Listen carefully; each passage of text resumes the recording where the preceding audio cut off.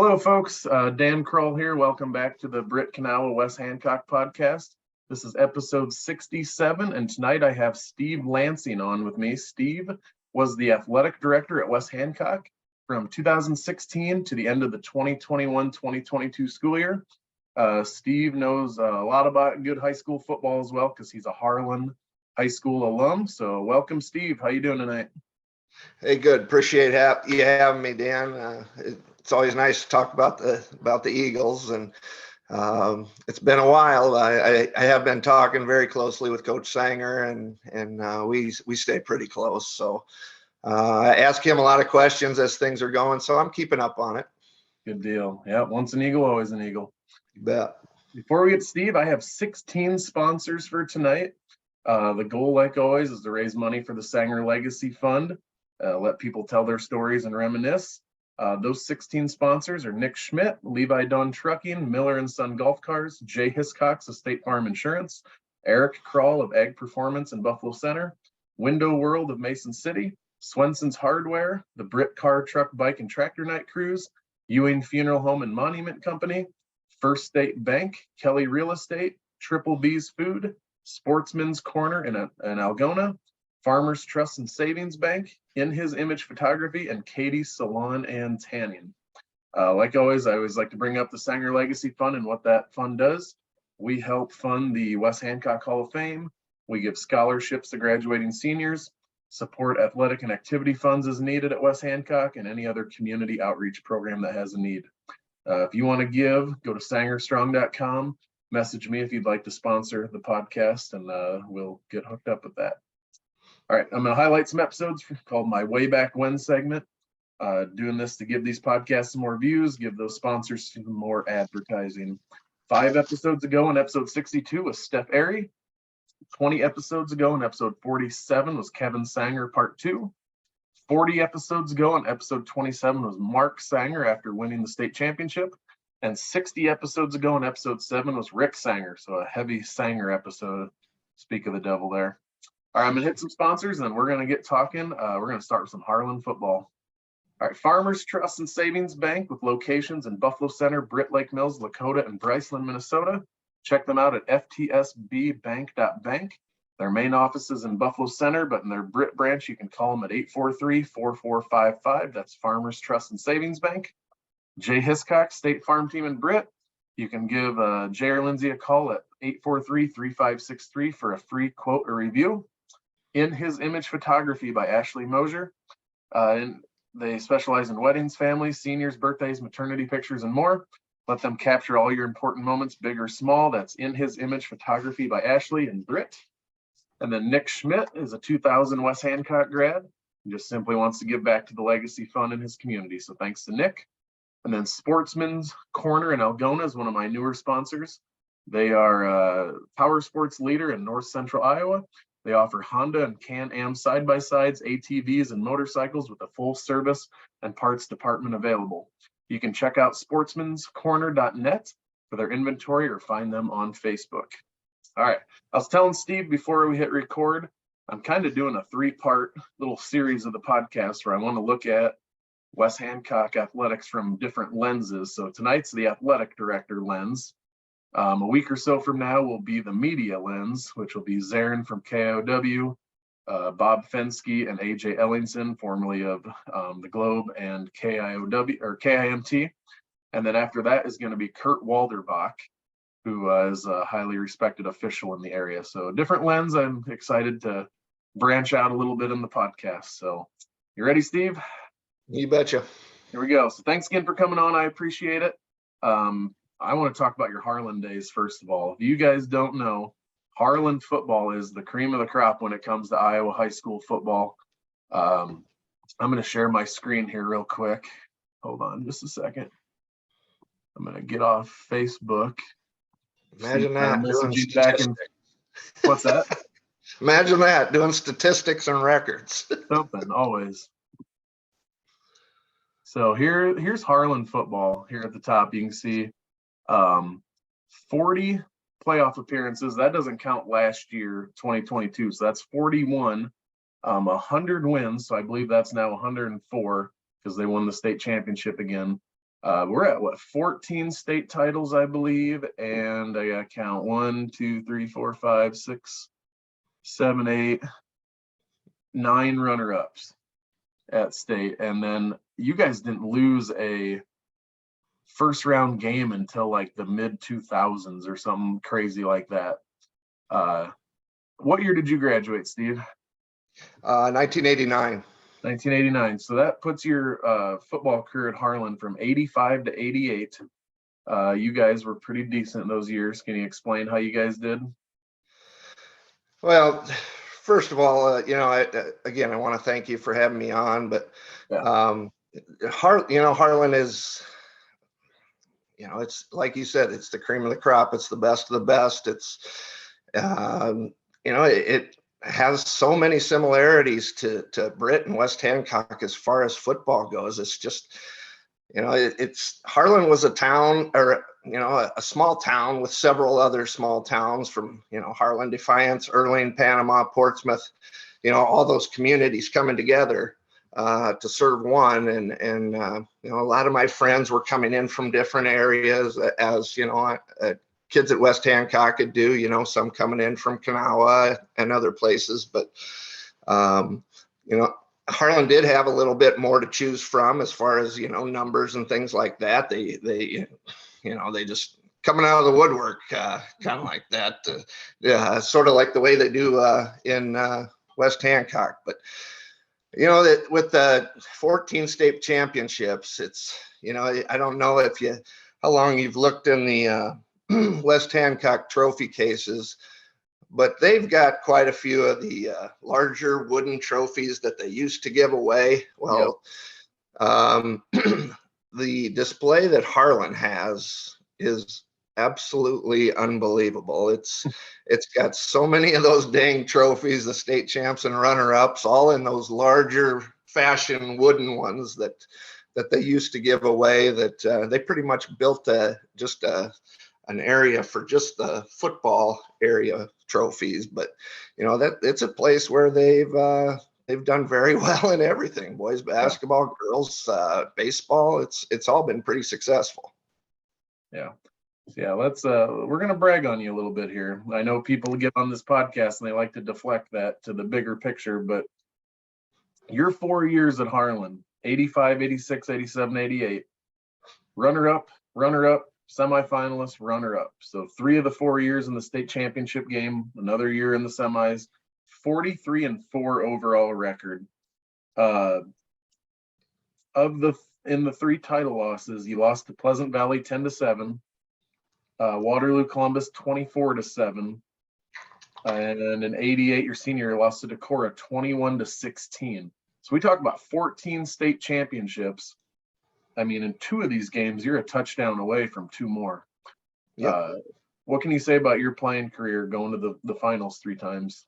Well, honestly, I was just an extra. I mean, I was part of the team. I played quarterback a couple of the years, and kind of just in charge. I run the show. It's a lot like Coach Sanger's deal is. The quarterback is just another key cog in the armor, and we threw the ball a little bit more, but with Coach Sanger running every play where we never needed to pass, it sure did remind me a lot of my days back there. That we had some great running backs, and we'd run some things like that. We'd run some wishbone, but one of the things about it is that it seemed like we never really had the standout athletes that went to a D1 school very often, but we had so many that went to the lower levels, and there's just so many other people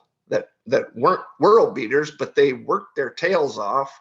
Yeah. They're athletes that are tough as nails, and they were brought up the right way, hard farm working kids. And a lot of the actually a lot of the kids that played this year, I went to school with their dads, and I played with their dads. So like Aiden Hall, who was their stud this year, who's been very good in track as well. And I play football with his dad and still talk with him and his mom every now and again. And he's going to go visit Joe and play for the University of Iowa. So there's kind of a great connection there. Yep. Talk about Coach Blatt a little bit. Third winningest coach in history. I'm going to share my screen again here. Got to go to my next tab. Should have done that earlier. Oops. Get this out of the way. Hold on. My screen keeps wanting to. Hold on. I'm going to try it again. I'm going to stop the share. I'm going to go back to the internet. Click on the site I need to go to and share it again. There we go.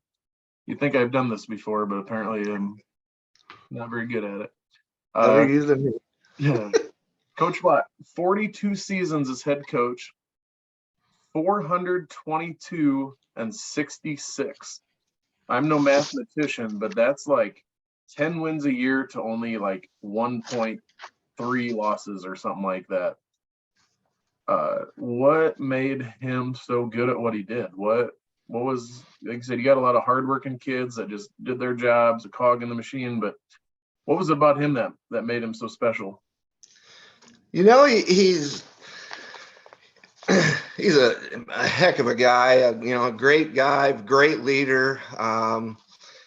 His vocabulary tended to be a little different than Coach Sanger's, along with a lot of the other assistant coaches, Coach Gallagher and Coach Karstens. It wasn't any shortness of the four-letter words or some of the language that got spoke at practice, or back in the day they used to be able to grab your face mask of your helmet or put the beak of their or the bill of their cap inside your helmet, but not so much these days. And they used to kind of motivate in a different way, and the way they kind of used to allow. Coaches been so successful. I mean, we got a lot of great. We've had a lot of great kids. It's so similar, like I said, to West Hancock. And I put out this thing I did on Twitter when we were going to the Dome for football a couple years ago, where I put Coach Blatt on one side and I put Coach Bob Sanger on the other side. And then underneath them in the corners, I put Todd Blatt, which is Kurt's son. And then I put Mark Sanger in the other, just kind of, and then I put pictures of all the, some of the former players. And it's just such a similarity there that it's kind of feels like it was something that was meant to be, where I went to a school that was very good in sports and especially football. And growing up, that's, along with my basketball career, that's what we wanted to do. We used to go outside, and when they talk about playing football, back in the day, we went outside and played in the yard. Nowadays, they're playing on their PlayStation or Xbox or whatever it might be. But back in the day, the kids used to play in the yard, and I think that's kind of how we learned to be tough. And getting tackled on stumps or getting tackled on a rock or whatever, it didn't really matter. We just wanted to be outside and play. Yep, definitely. Oh, growing up, we'd go to the varsity games and we'd play a game. It's not politically correct to say anymore, but it was, you go find the kids from the other school and you have a little battle. There's a football kind of involved, but it was more just beat the tar out of each other. And absolutely. Don't know if they still do that anymore, but yeah. I think so. Looking at this list here, you have Jerry Pizzetti, who's been coaching for 1 billion years now. Dick Ty, retired a handful of years ago. They're 10 and 13 wins ahead of Coach Blatt. But he coached a whole lot less years. Look at that, 42 years compared to 63 and 61, and he's only a couple wins behind these guys. I look at the loss column, 66 losses, 167, 172. And then you got Gary Swenson, who's still going. I don't know how many years he has left. And then you have, it should be Bob Howard up here because this is still from last year. So Coach Sanger's in 6th place. But like we were saying, Harlan has a little more to pick from than a West Hancock. We're getting small, but yet somehow we just keep piping out these good teams. I look at this 358 wins, and now what Mark's doing, he's at 48. And then you look at all these schools, Cedar Falls, Valley, Ankeny Centennial, some of these bigger schools, and it's like, yeah, they should be winning. Not too often anymore do you have these small schools that are just consistently, piping out these good teams. So between, like I said, a lot of small communities that make Harlan, a couple small communities that make West Hancock, it's just crazy to me the longevity of success that schools like ours have all the time. So Yeah, and just like in all the pep rallies and pregame talks and things like that, when Coach Sanger and now Mark gave their speeches, and they talk about it doesn't just happen. It's definitely something in the water. There's something special about it. Myself, I don't, and I've been around some pretty dang good ones, but I'll put Mark Sanger and Bob up against anybody. They just do things the right way. They have expectations. They expect to be the best. They work countless hours. They put in countless amount of time, and I always told a lot of our coaches, if you're ever wanting to learn about being a good coach, go watch one of the Sangers coach. Go to one of their practices. There is like no wasted time. Kids are running from one drill to the next. They're having their drink of water while we're getting into the next thing, and it's an unbelievable way to run a practice. Keeping the kids engaged. They are there. They are focused. They are there to work, and they get it done. And it's clear to see that, and like I said, I'll put them up with Hall of Famers, because they're going to be there. Mark's paving the way already, so. But you know what? He's got a lot of great guys under him too, helping out. Coach Ice and Ryan Johnson and my buddy Paulie Francis, and the Gopals running the weight room. It does help to have a lot of the same people and continuity in there, and Harlan was the same way. It's good to see the same people running the show. They know what to expect year in, year out, and they run successful programs. Did you hire the Garner guy on staff by chance? Was that you're doing, Camred? CJ? No comment. No, CJ's a great guy. He just wanted to be a part of it. So we had Aaron on the staff as a secretary, and I believe Mark just allowed him to come on as a volunteer. And I know it hurt in the heart a little bit, but he's a great guy too. So Travis Hagen and forgot about Travis. You got to be with Gene Perkins as well for a couple of years, and legends. So another big part of the Harlan culture was your dad. Hall of Fame basketball coach, won 434 games, took some teams to state. Talk about your dad for a little bit.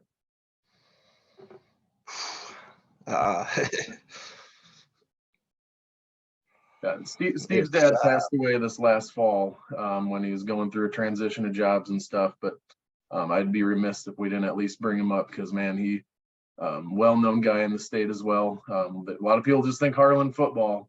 It's more than Harlan football. Every sport, like we were saying, has been good, and your dad was one of those coaches that led a good program as well and did things the right way. So I was brought up the right way. My parents were great. It's just, it's been a tough go this year, and we can move on here. I just wanted to, make sure your dad got his due as well, because he mainstay in Iowa high school sports, and very much in that Harlan culture and Coach Blatt type of guy. And not only was my dad a great man, he was He was a great father. He was a great grandfather. And a lot of people didn't know it, but he was also a state champion golf coach as well. So, Nice. I've got a lot of Hall of Famers in my life. My brother's also a Hall of Famer in the state of Iowa as a basketball coach. And, my apologies No, you're good. You're good. for all this, but just difficult time. Oh, definitely. And you have everyone's condolences back in the Britt Kanawha area. And so we I'm gonna get some sponsors here. Let Steve collect himself. And yeah, we appreciate everything you've done here at West Hancock, and love talking some Harlan. So Swenson's Hardware is your local independently family-owned hardware store. They're located in downtown Britt. Check them out at swensons.doitbest.com. Triple B's is owned by Brett Kozlerich. Brett was my student teacher last year. He now teaches math and science at Panorama. He's owned Triple B's food truck since he was in high school, and he makes the best tenderloin you'll ever have. He's expanding the business and would love to be at your events. Check him out on Facebook. Call him at 641-895-0885. That's Triple B's. And then Michael and Brianne Ewing of Ewing Funeral Home, locations in Britt, Kanawha, Clarion, Belmont, and Dow's. You can find them online at ewingfh.com or on Facebook. Call them at 843-3839. And then the Showalter family in Window World of Mason City is a proud sponsor of the podcast. Once an Eagle, always an Eagle. Fly High Coach Sanger and Joey Showalter. Then we have Kelly Real Estate. They're your local real estate agency in Britt, owned by Steve and Deanna Kelly. Contact them at 843-4102. You can find them at 45 Main Avenue South in Britt, or online at kellyrealestate.net. So Stephen, you left Harlan. Where'd you end up? College and first job and all that stuff. When I left in 1989, I went on a basketball scholarship to the University of Nebraska at Kearney. I played there for 2 years. That, as a matter of fact, that's same school that Rachel Lear went to her first year of college to play basketball. I lasted 2 years there. It's a long ways away, long ways out there, and I didn't know a lot of people, but ended up transferring after 2 years to the University of South Dakota.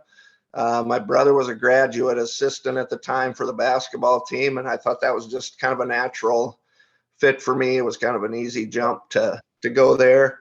So I finished out my college basketball playing career with 2 years there. I was a part of some really good teams there as well. I mean, we were in 2 Elite Eights at the Division II level. They're since gone to Division I. So,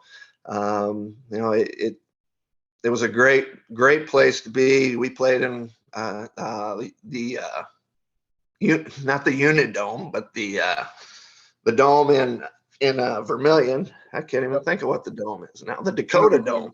Yep. We played in the Dakota Dome. We played in the old North Central Conference. We'd play Northern Colorado, we'd play Augustana, North Dakota, South Dakota teams. Then we'd come over to play Mankato, St. Cloud, all those teams. That conference has changed quite a bit now. But so I was there. In 1994, I was working on my master's, and I got called about a job in western South Dakota. Wall, South Dakota, of all places. Wall drug, the tourist trap of the world. Yep. And I went there. I accepted a job as a PE teacher and health teacher and head boys basketball coach. Needless to say, it was a place I'd never, really got very fond of, really didn't like it a whole lot. I only lasted 1 year there, and I ended up resigning. And then I started looking all over. My brother had jumped to Indiana at the time. He was at Indiana State. So I interviewed, from Minnesota to Iowa to Indiana to Illinois, and I ended up accepting a job in northern Indiana, northwest Indiana, kind of about a half hour east of Chicago, in between Chicago and South Bend, at a small school in Union Mills called South Central Junior Senior High School. I was a teacher and a coach there for 10 years. Again, had very good successes there. In fact, one of my last 2 years there, I was selected by the USA Basketball to coach the USA Youth Development Festival in Colorado Springs, Colorado. And, that's some of the best high school players in the country. And I know a lot of people around there heard it, and a lot of people around where I'm at know, but that was my time coaching the LeBron James for a week for the North team. And when we got back then, he was men among boys as a sophomore in high school too. So kind of saw that coming. I coached him for a week. We won gold medal. So that's kind of something I've always had in my pocket to share to people. I got pictures of LeBron and myself that I'll share. Just a good time. But, then we started having children, and I guess I want to kind of get back closer to family, and ended up looking for jobs in Minnesota. Ended up with an offer for Faribault, Minnesota, to teach health and PE and to be the head basketball coach there, and ended up spending 13 years there again. My first year, won the Big Nine Conference, and I got Mankato West, who was a #1 team in the state and a 2-time state champion. While I was there, we also beat a #1 team in Shakopee, who's a big school here in the cities. And after that, I kind of I had a lot of success there, but I kind of wanted to come up the ladder a little bit. And I saw a job at West Hancock, and I interviewed for it, and ended up, getting the job that I got there with working in the alternative school, being the director of that, and being the AD part time as well. So that's how I got my start there, and I'm very thankful for them giving me the opportunity on the years that I spent there. So I got to go back on a few things, Steve.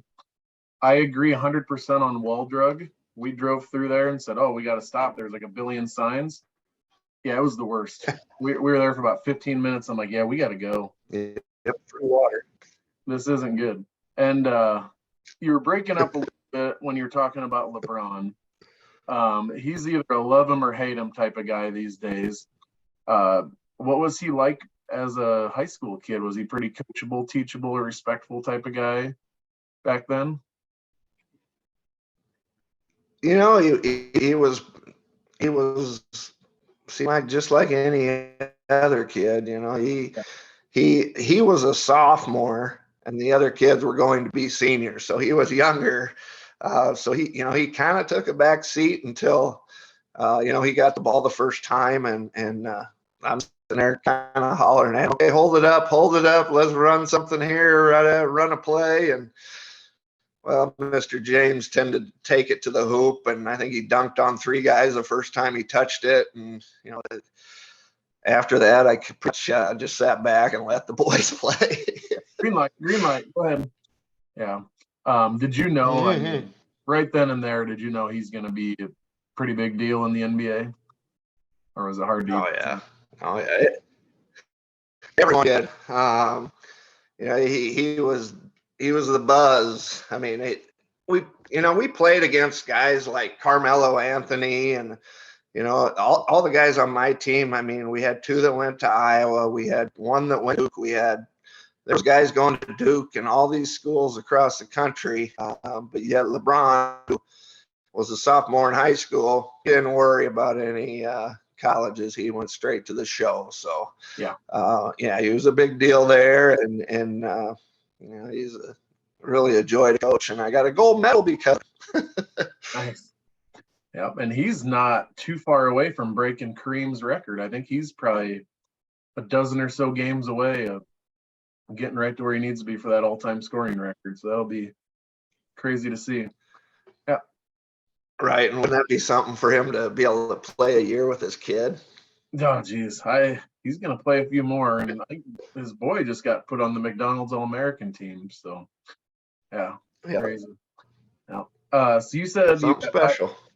You got hired July of 2016 for the alternative school and the AD. You had no AD experience, so you said you're grateful to get that experience. But did you know a little bit about West Hancock coming in just throughout the years of following high school athletics? Did you know you were walking into a fairly athletic type of community? You know, I didn't have a lot of knowledge on it. When I left Harlan, I haven't hardly been back there. I've been fully engulfed in what it is I'm doing, and my parents moved to Des Moines, so I didn't trip back to Harlan a lot. But when I got there in the summer, I was working park. I was also a park and rec director.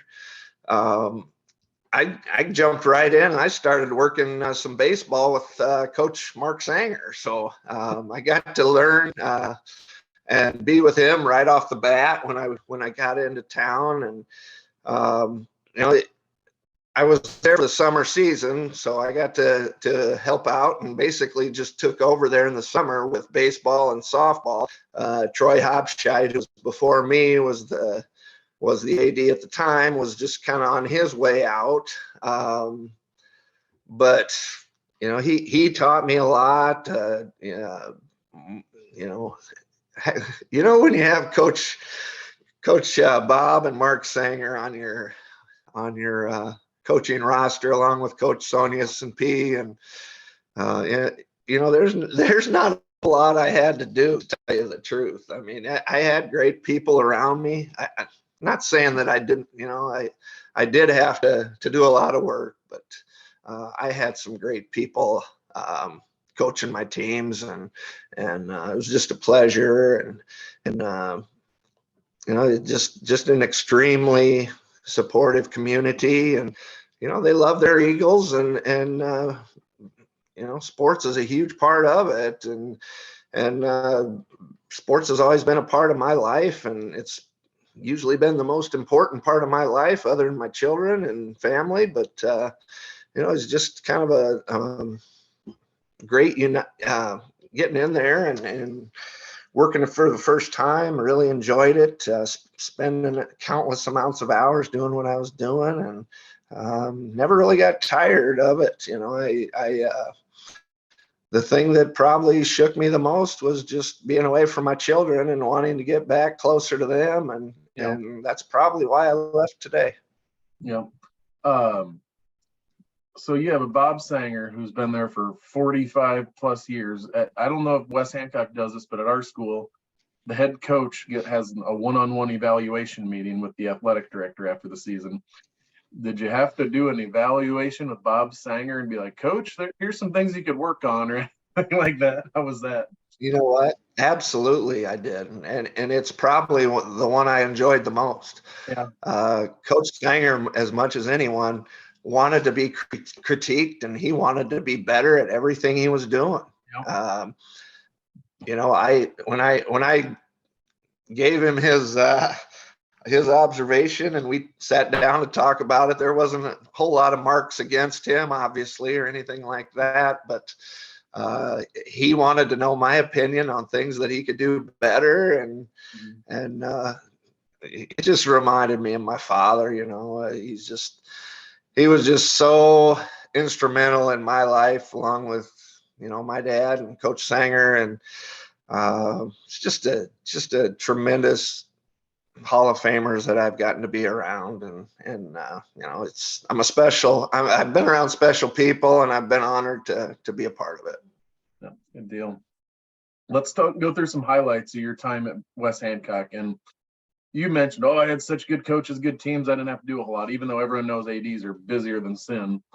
But I've always said athletic directors should get a lot of credit when teams do well, because part of the job of the athletic director is to take work away from the coaches so the coaches can focus on coaching.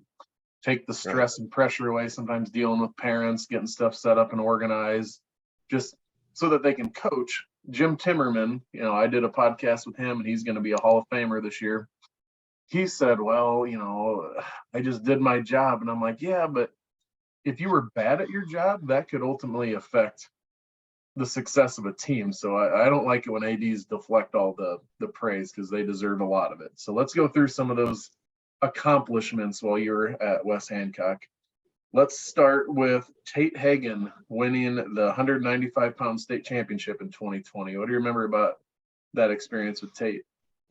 Boy, I remember Tate coming all the way through, and I remember when he was just a freshman coming up, and working behind Jordan Weiland, and every one of them kids that have come up have had great leadership in front of them, and great mentors. And Tate was somebody that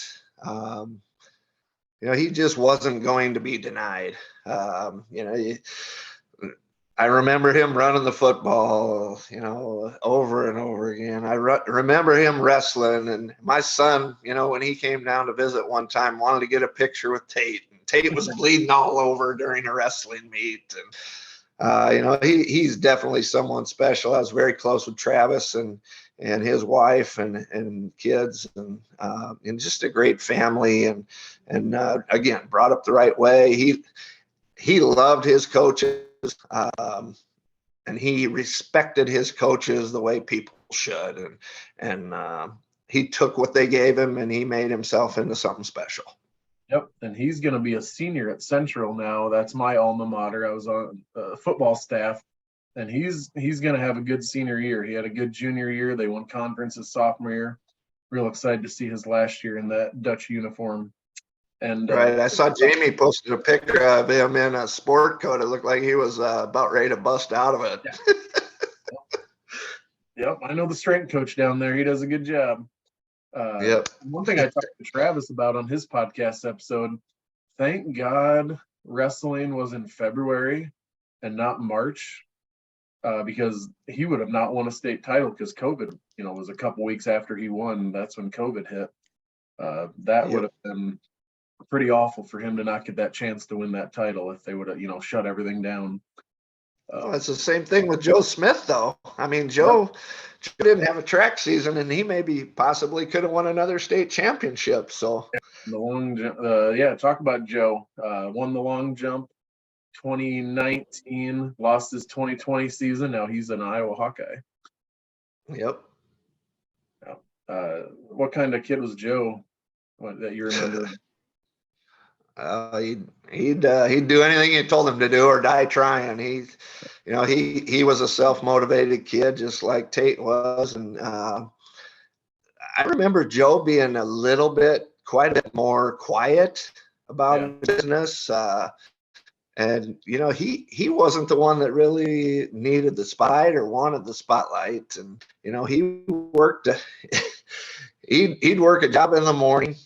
He'd come lift weights. He'd go back to the job. Every time he'd go to the track and run some stunts and jump some hurdles. And the kid just worked relentlessly. And he turned himself into quite an athlete, whether it was through working himself or working drills himself. He was pretty self-motivated, and he took a lot of things that the goals taught him, and he took a lot of things that the track coaches taught him, and he took a lot of things that the Iowa coaches taught him and wanted him to be able to do. And I've had a good time. I talked to Joe a couple times since he left, and he was always talking about how he was so skinny, and all the coaches they would make him eat till he couldn't eat anymore, and so many meals a day, and they were trying to get him to gain weight and gain muscle, and it's just real interesting, and he had to do all that stuff and work his tail off. And he's just been working on special teams and trying to get into the special teams, and hopefully maybe he breaks out something here. Yep, I think he will. By the time he's all done at Iowa, he'll see the field. He's not. He's behind some pretty decent kids. Yep. It's a different level, that's for sure. Yep. Let's talk boys basketball. You came in after the first, or no, they've been to state twice at that point in basketball. You got to be there for that third run at state. Made it to the semis once, and I believe placed third. If you didn't know much about Britt West Hancock basketball, before that 2015 season, it was 85 years before Britt made it to state in boys basketball. So what was it like with the boys team going down to state? Well, I basically remember hearing about Connor Sonius and Nate Paulus. Nate Paulus, and hearing about him and Seth Weiland, and they had a good makeup, and Benny Eisman and Dylan, those guys all played around that time. Coach P had them going, playing pretty well, and the thing about it is that I had always been a basketball coach too, so and that was always in my family, so that was something that it was different for me, that I had to come in here and see a basketball team going, and to not be able to coach them, it was hard. But with that, I think I became, better, a more rounded person. I got into wrestling and different sports and things like that, when I was in Harlan, I didn't even hardly know there was a wrestling team. The best way that we talked about it was the wrestling mats were rolled up on the side of the gym floor. But that's the way it was talked about in my family, because Dad was a basketball coach, that. But that was just a running joke. So. And then you come to Britt, where I know, granted, wrestling wasn't as strong as it used to be, but from the early 50s to the early 90s, wrestling was king in Britt. And to see Mark take over the wrestling program 10, 12 years ago now, and his team, 2021 placed sixth at state duels, along with Tate, winning the state title in 2020. But Mark has the wrestling program back that we can fill a roster, winning a lot of duels, doing well. They're going to be at regionals now. Talk about Mark and the wrestling team a little bit. Yeah, I don't know how many of you been to the school lately or been to the wrestling room, but that place is, I don't know. I pretty much sweat in an igloo. So when I walk into that place, pretty much dripping sweat. Mark had it pumped up, and it was, he gets the most out of everyone, it seems. And these kids will just try their hearts out, and when others see that, and younger kids see that, and they see how hard kids are working, what happens. They become, they want to do it too, and they want to be a part of it. And these kids are fighting to want to play for these coaches, and it is not a bad thing, because as we say, it doesn't just happen. These kids work at it. Yeah. The last episode I did with Lois De Leon, her husband Al was the former coach for years and years.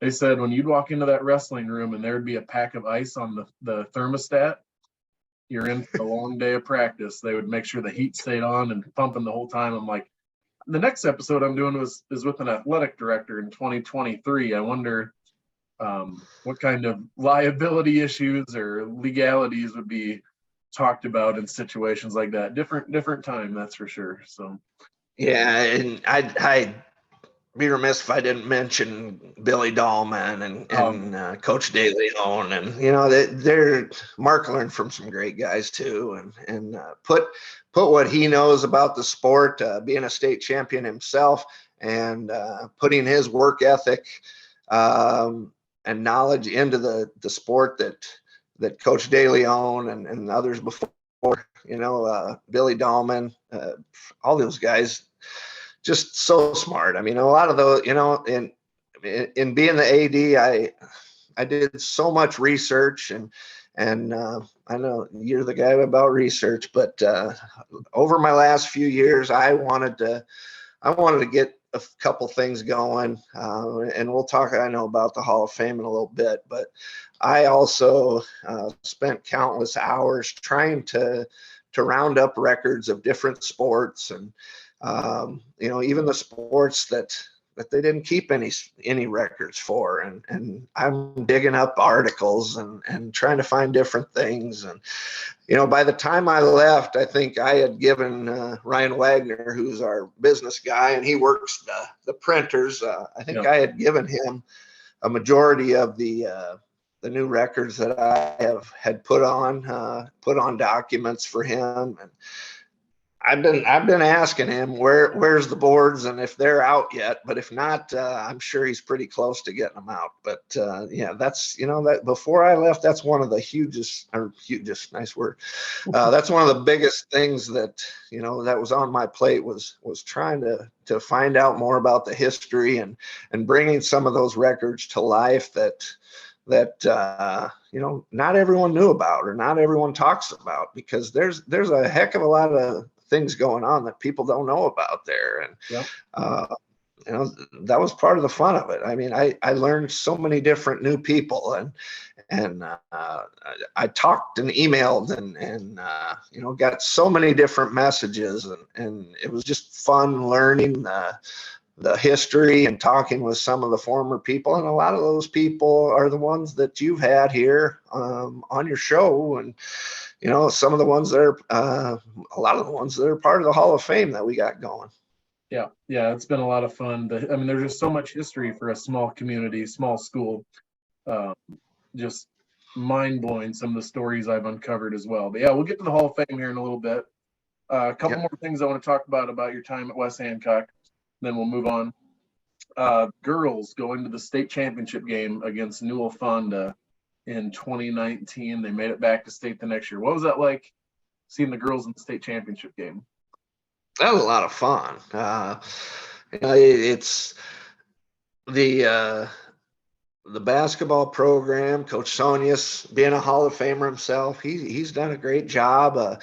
He's pretty old school. He does things that he's hard nosed. He yells at the kids. But he gets them to play hard, and he's a great guy. And I know he goes through a lot because he doesn't always look happy, and he raises his voice once in a while. But he got in the Hall of Fame for a reason. Yeah. He is a good coach, but as we said with the Sangers, Coach Sonius also had some great players there, and John and Marlene having 3 or 4 girls there, and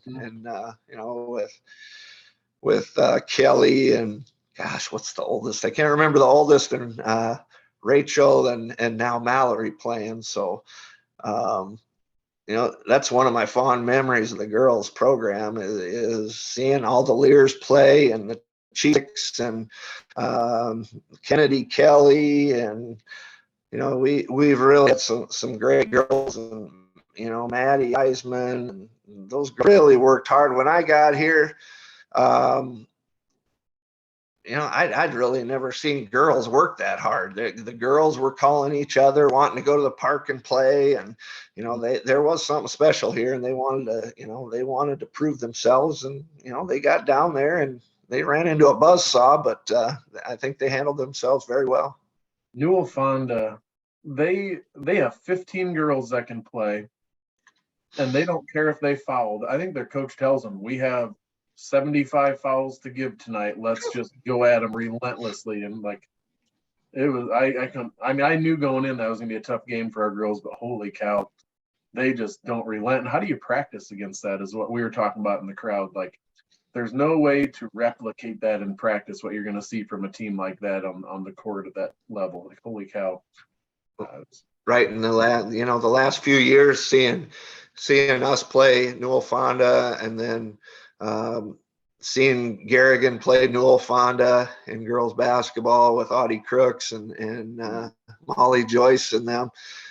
boy, has there been some great games with them. And, it was just, it was a pleasure to be a part of and being down there. And I was pretty proud of those girls when they hoisted the second place trophy, because they showed West Hancock girls basketball was something special. And, it was nice to see the community rallying around something other than football and wrestling as well.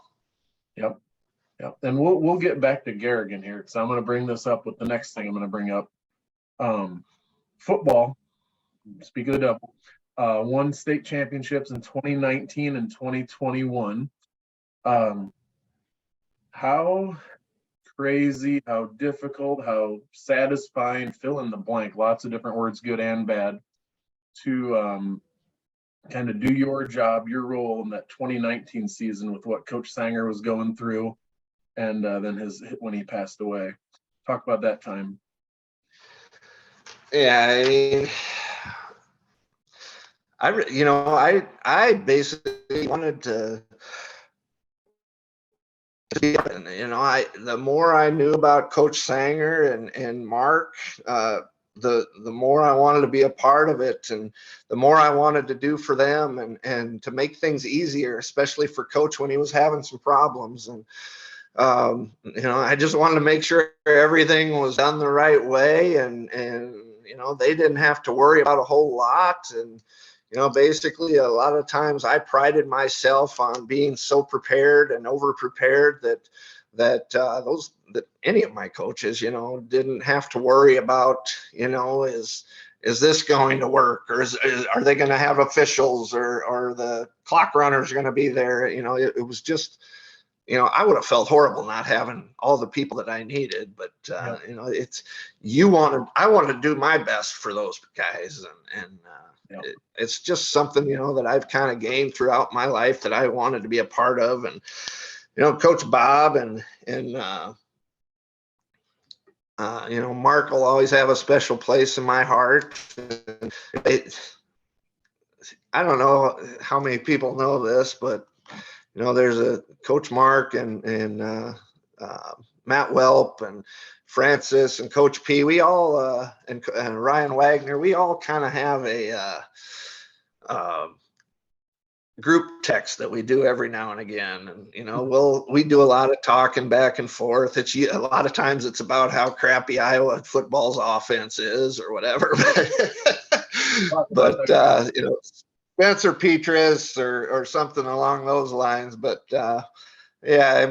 just some great guys there that I couldn't help but work hard for and wanted to do a good job for. I like to say that I just wanted to do my job and basically have everything ready and just get out of the way and let the coaches coach and the players play.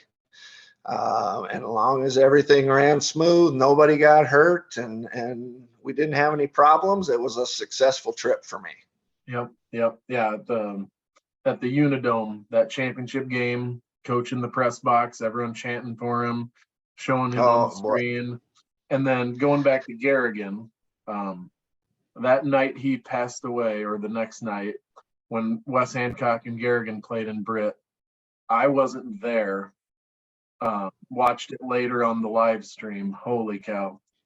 Britt and Garrigan have always been a rivalry, but I gained a lot of respect for Garrigan that night. Did you know ahead of time they were going to do that, or was that a complete surprise to you and everybody? Yeah, we had talked about it a little bit. It's kind of with coaching and being an AD and being involved with the Iowa, Coaches Association and the high school league and things like that. I thought we all worked together tremendously, and I think a lot of the people are and have been getting recognized around the country. And it's like you said about Coach Sanger and him being in one of the suites in the Unidome. Well, you know what? I made one phone call to Todd Tharp at the state, and he gave me the number of Trent Ames, who was related to Coach P's wife and Higgins, and and the next thing you know, I've got Coach Sanger on the right overlooking the football field, and it's we just kind of help each other out and want to make it special for all the people involved, and I think that we'll beat the crap out of each other on the field, but as Coach Sanger always said, warriors on the field and gentlemen off the field, and that's the way it was. And we were respected for that. A lot of times our guys got off the bus and people were scared of us. But they respected us, and that all comes from all the people around me.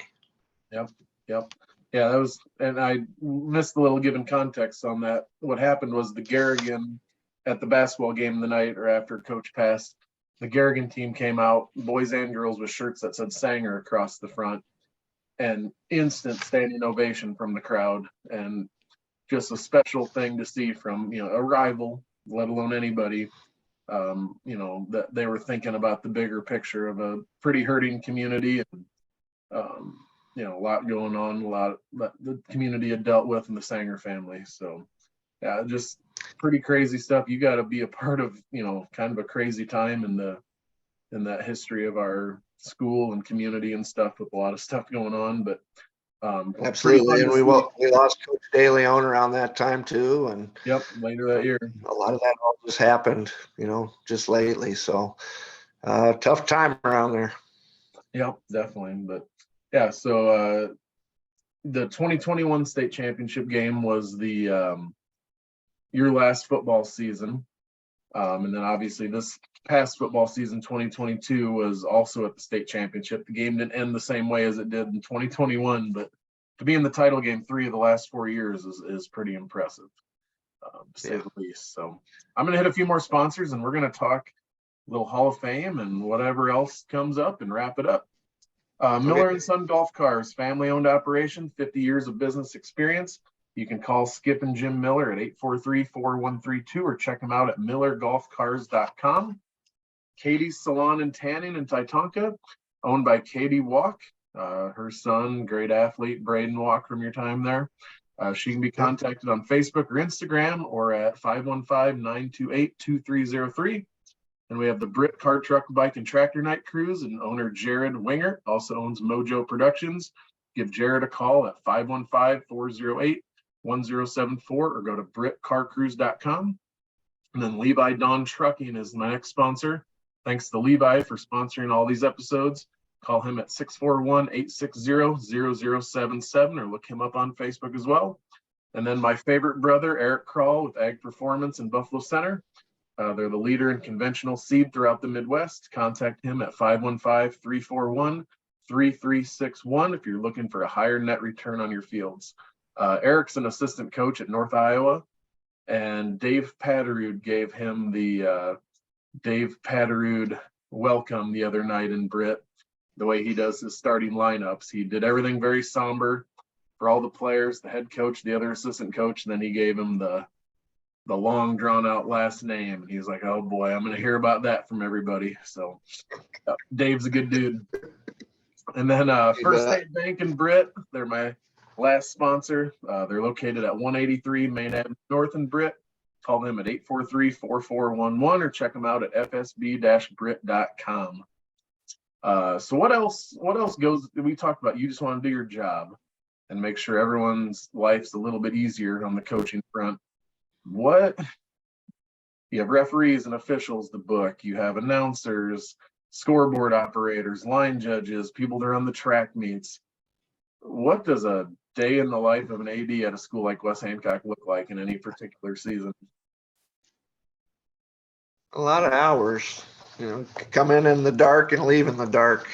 I know a lot of people, especially the people who been ADs before understand that, what type of work it is, but even not having a secretary, it's something that us at small schools didn't have to didn't get to have very often. There's a lot of us that didn't have one, and like myself, and I got the opportunity to do a lot of the tasks that a lot of ADs have their secretaries do as well. So, I basically worked on all the activity POs. I worked with Stacy Gopel all the time with transportation to and from.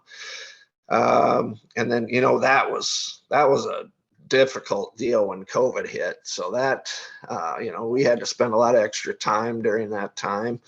Scheduling and rescheduling. We know how the winters in Iowa and Minnesota are. There's a lot of rescheduling, whether it's snow or rain.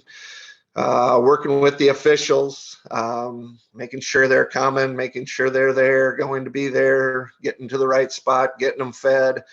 I did 3 different calendars at West Hancock. I did the our school calendar. I did which is all the activities that the top of Iowa Conference has that all ADs do.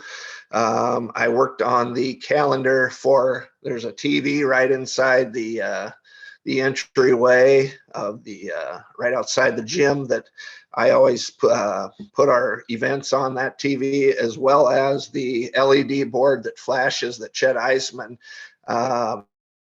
the in memory of Chet Eisman board. I ran that board when I was there as well too. So other than that, I had to be very familiar with the fat timing system of track wrestling was a big thing. And that's hard when computers are involved, because if those don't work, it was always a mess.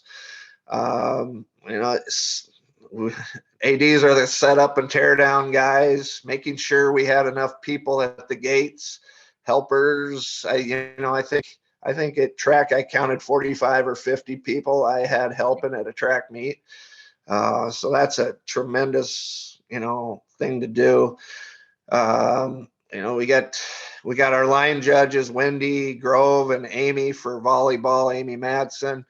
Our like I said, all of our track meet workers and our field event workers. And, we had our announcers, Denny Brum and Nate Lemon took over for him. And Steve Heston did the volleyball and the basketball. And then we had John and Tracy running the football scoreboard, and Dave Patterud, as you mentioned, Miss T and Lance running our scoreboard operation.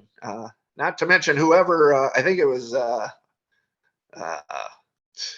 can't even think of his name now. In what regard? I don't know. Who had to run the 35-second clock this year? We would have had to have somebody new up on the scores table. So it's a tough job. It's a lot of work, but you're basically only as successful as the people around you. And I had some tremendous people around me.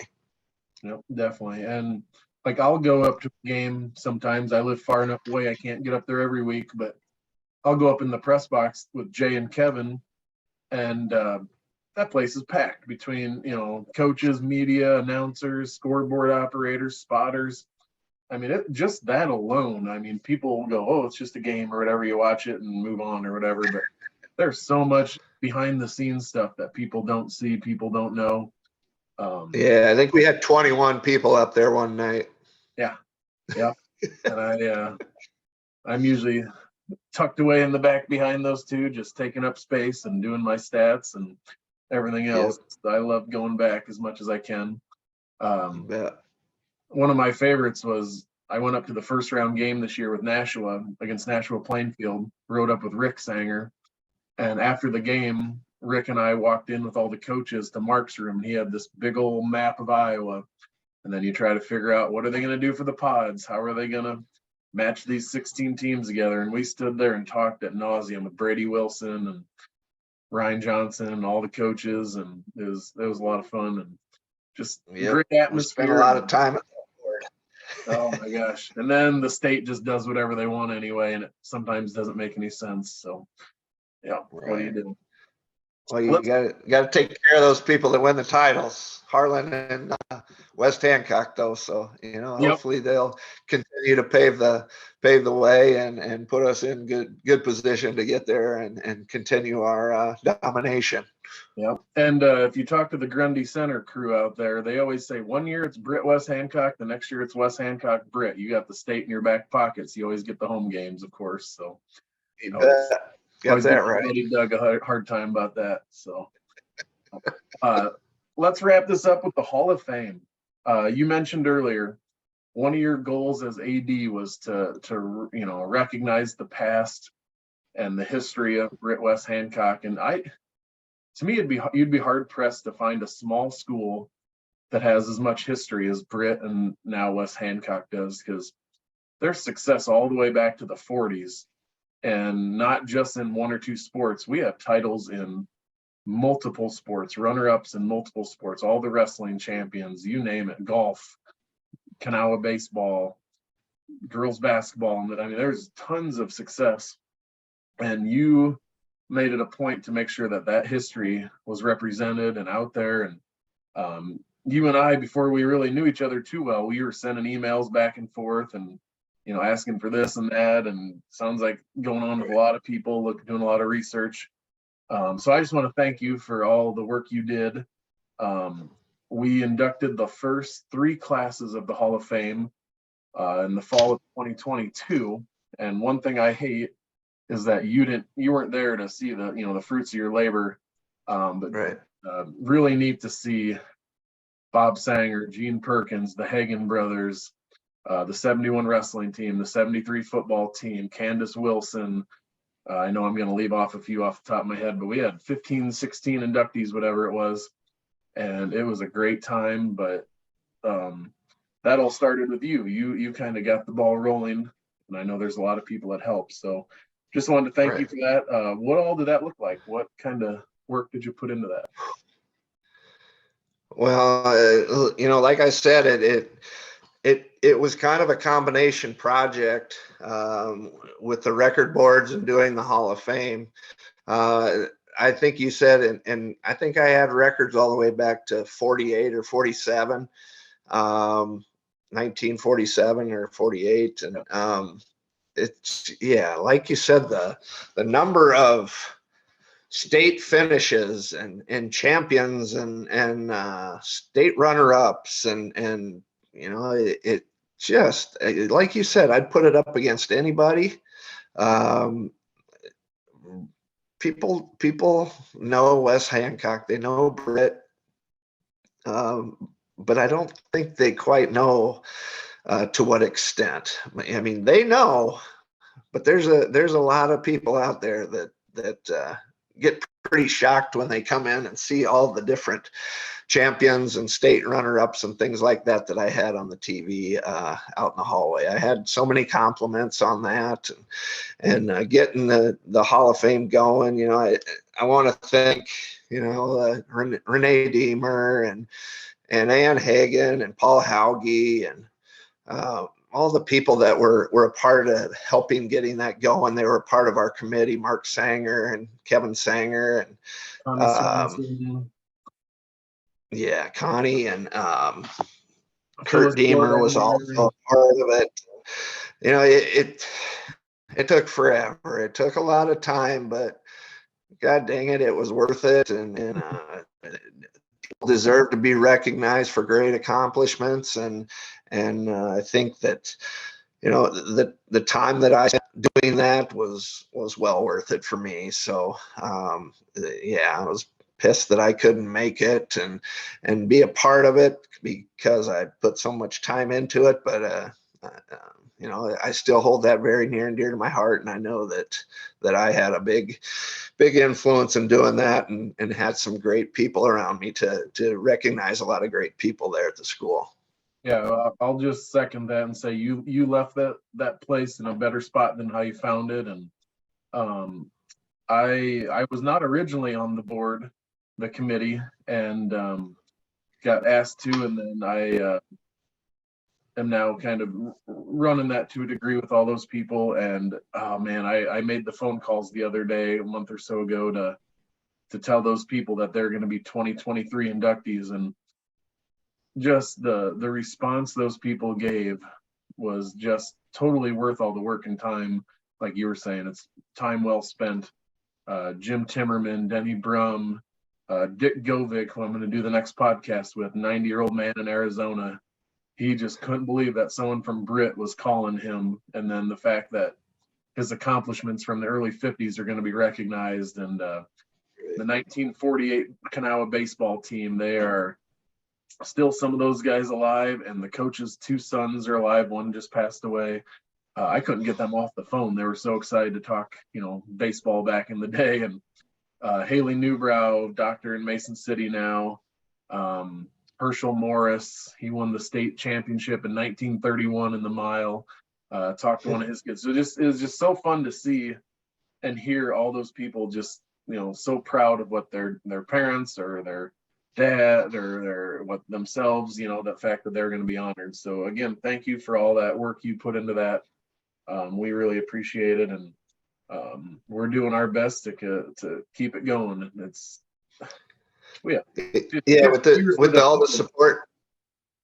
With all the support the community gave me, it was just simple. It was a no-brainer to see that through, at least to the end. So it was ready to go when I left. And, I love my time there, and I miss everybody dearly. And, I enjoyed West Hancock, more than people know. And, it's a little small for me. I'm more of a city guy now, but, and I think the ultimate goal in what I had there, it was very successful in doing what I had to do. And, but I did have to make a decision for myself and my kids and get a little closer to them. And, but I did want to, say thanks and, how much I appreciate all the people and all the love that I got there and I continue to get. So, West Hancock will always be right next to my heart, and along with several people there, I think most of them know who they are. Definitely. And thank you again. Next, thanks to my sponsors again, all 16 of you that you can see on my screen here. Next up on Saturday is Dick Govig. Like I said, he was the 1950 and 51 state champion, first ever state champion in Britt history. He's about 90 years old, living down in Arizona. He was also a 1954 NCAA champion for the University of Iowa, little Britt, Iowa. Kurt Walderbach, respected official in the area, done a lot of West Hancock games. Then I'm doing an episode with AJ, Zarren, and Bob as a media episode. And then a new one, I had a cancellation. Ron Mullaney, 1954 state wrestling champ, had to cancel on me. So I found Paul Smith, Ted Smith, and Kellen Smith. 3 generations of Britt wrestlers. Paul was a state champ in 1960. Ted placed 5th in 1994. Kellen was runner-up last year, and he has 2 more cracks at winning a state title or 2. And then that's not a bad runner. That's not a bad second there to fill in with. Yeah. I was like, that's gonna be a good one. And then Bob Nielsen, he was a standout athlete in the 60s at Britt and then at Wartburg, which I hate to say that, but go Dutch again. So, all right, Steve, any last minute things we didn't touch on that you want to throw out there quick? Well, just again, I thank everyone for their love and support, and yeah, I am up here in the Twin Cities and enjoying time with my children and hoping to get a new AD job this coming year and get back into it. And just want to let everyone know, if they come up to the cities that I'm here, give me a shout, and maybe we can go hang out a little bit and kick back on some memories. So again, Dan, thanks for everything you do, and sure appreciate all the things you've done. All right, and I appreciate you as well, and so does everyone back in Britt and Kanawha. So, all right, thanks again for tuning in, everybody, and go Eagles.